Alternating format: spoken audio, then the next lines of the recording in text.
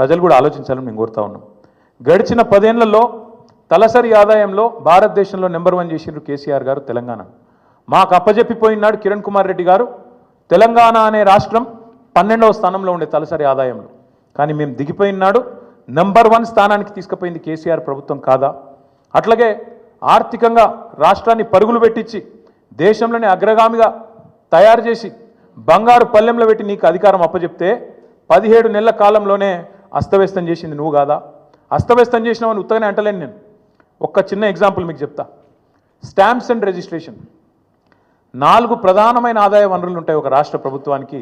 సొంత పన్నుల రూపంలో వచ్చే ఆదాయం తీసుకుంటే 4 హెడ్స్ ఉంటాయి. ఒకటి స్టాంప్స్ అండ్ రిజిస్ట్రేషన్, అంటే మనం ఫ్లాట్ కొన్నప్పుడు కానీ ప్లాట్ కొన్నప్పుడు కానీ ల్యాండ్ కొన్నప్పుడు కానీ కడతాం కదా ప్రభుత్వానికి స్టాంప్ డ్యూటీ, అది. రెండవది వెహికల్ సేల్స్, అంటే బండి కొన్నప్పుడు కట్టే పన్ను. మూడవది నువ్వు రోజు కొనుక్కునే కూరగాయలు కానీ నువ్వు రోజు కొనుక్కునే పప్పు ఉప్పు కానీ దాని మీద కట్టే పన్ను జిఎస్టీ రూపంలో వస్తుంది ప్రభుత్వానికి. నాలుగవది లిక్కర్ మీద వచ్చే ఎక్సైజ్ ట్యాక్స్. ఈ 4 హెడ్స్ నుంచే మీకు దగ్గర 80% ఆదాయం ఒక ప్రభుత్వానికి వస్తుంది. రేవంత్ రెడ్డి ఎంత గొప్పోడంటే ఈయన వచ్చినాక స్టాంప్స్ రిజిస్ట్రేషన్స్ వీళ్ళు అంచనా వేసింది మేము 2023-24లో కేసీఆర్ ప్రభుత్వం ఉన్నప్పుడు సంవత్సరానికి 14,295 కోట్ల ఆదాయం వచ్చేది. వీళ్ళ ప్రభుత్వం వచ్చినాక వీళ్ళు ఏం చేసిండ్రు, మేము చాలా పెద్ద పోటుగాలం, రియల్ ఎస్టేట్ అంటేనే రేవంత్ రెడ్డి అంటేనే రియల్ ఎస్టేట్ అని చెప్పి 2024-25 సంవత్సరానికి గాను ఒక 4,000 కోట్లు ఎక్కువ వేసుకున్నారు. అంచనా ఎంత వేసారంటే 18,000 కోట్ల పైచిలకు ఆదాయం వస్తుంది రాష్ట్రానికి అని లెక్కలేసిండ్రు. కానీ ఎంత వచ్చింది ఎవరికైనా? 14,000 కోట్లు మాత్రమే వచ్చింది. గత సంవత్సరం కంటే తగ్గింది. ఎందుకు తగ్గింది మరి? ఎందుకంటే మీ తప్పుడు నిర్ణయాలు, మీ తప్పుడు ఆలోచనలు.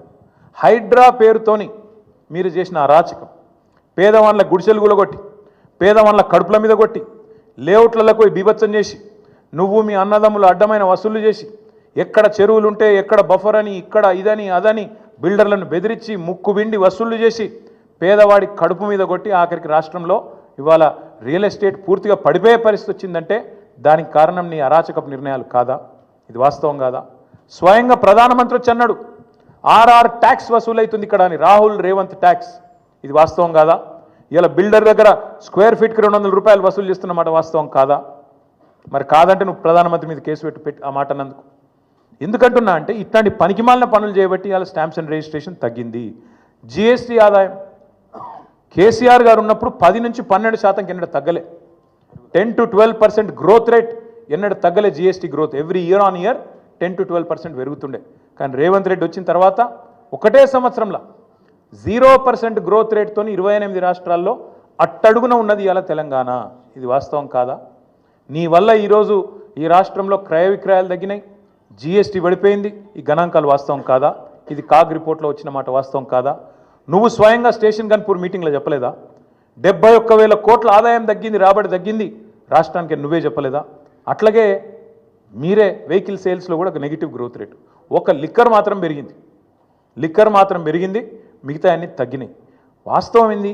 ఎందుకు జరుగుతున్నది ఇది? ఒక కుటుంబ పెద్ద నిజంగా మన ఇంట్లో సమస్య ఉంటే కూడా కడుపులో పెట్టుకుంటాడు, కాపాడుకుంటాడు, 4 గోడల మధ్యలో మాట్లాడుకుంటారు.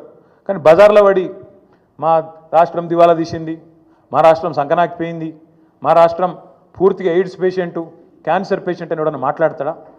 This is the intellectual bankruptcy of Congress party. That's why I said the state of Telangana is not bankrupt. The state of Telangana is not bankrupt. We are in a pink of health. It is the Congress that is intellectually bankrupt. It is Revanth Reddy who is morally bereft. అంతే తప్ప తెలంగాణకి ఏం కాలే. ఒక కుటుంబంలో సమస్య ఉన్నా బయట చెప్పుకోము, బయట పడం బజార్లో.